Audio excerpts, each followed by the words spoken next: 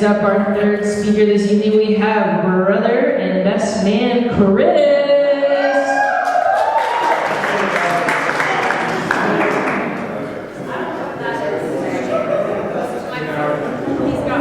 Mic check, 1,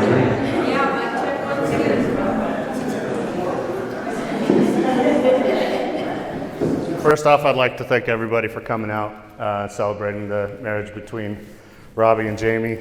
It's great to see everybody here, and what a great day to have a wedding. For those of you that don't know me, my name is Chris Romero, and I have had the pleasure of being Robbie's younger brother for the past 20 years. I've been his brother for 39 years, but really the past 20 have been pretty good. There were a lot of little bro ass whoopings back in the day, let me tell you what. And for those of you that do know me, I'm sure you probably already have bets going on when I'm going to start crying during this. So, yeah, you guys ain't shit.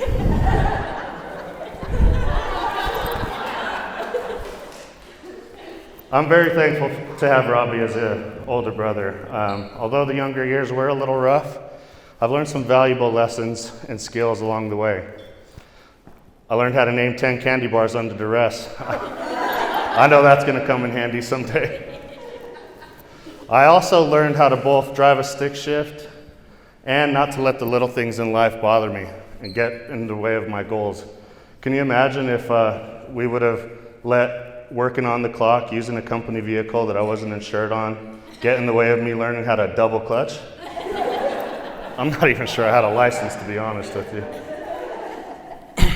You also taught me how to command a room with your creativity, whether it was the impromptu demand of a geek telling the whole school to sit back down as the class bell rang during the middle school rendition of Revenge of the Nerds, or the way that you have the whole room crying with laughter if you bust out one of your very, very many impersonations like Consuela, or my personal favorite, the Grandpappy from North Kakalaki.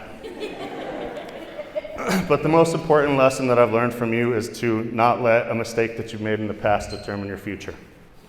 You've been able to grow into a strong, intelligent, talented, and trustworthy person, but I'm not sure I can give you all the credit for that. I kind of have a feeling that Jamie had a hand in that, so that brings me to Jamie. When I first found out about Jamie, Robbie just kind of threw her name in there nonchalantly in the conversation. And I'm like, I got to find out a little bit more about this co-worker friend Jamie that he's got. So after digging a little deeper and you know, being the nosy little brother that I am, come to find out they've been talking for quite some time, and it's actually grown into a relationship. So I think he was doing you a favor by keeping you from me. I don't blame him. Maybe a little. Maybe. But during this time, I did notice two different changes in Robbie's life.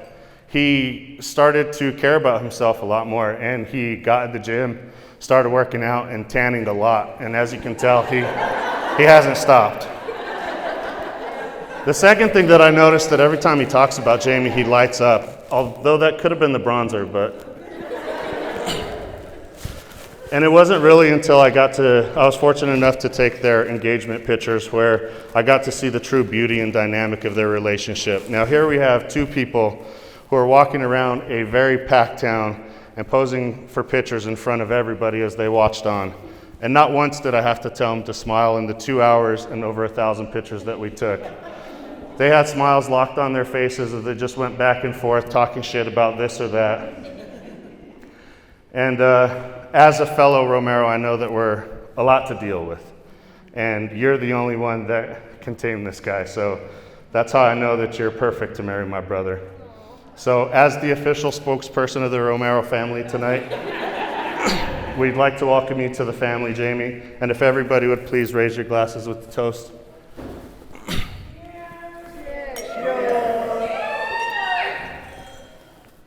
Cheers. Cheers. Thank you.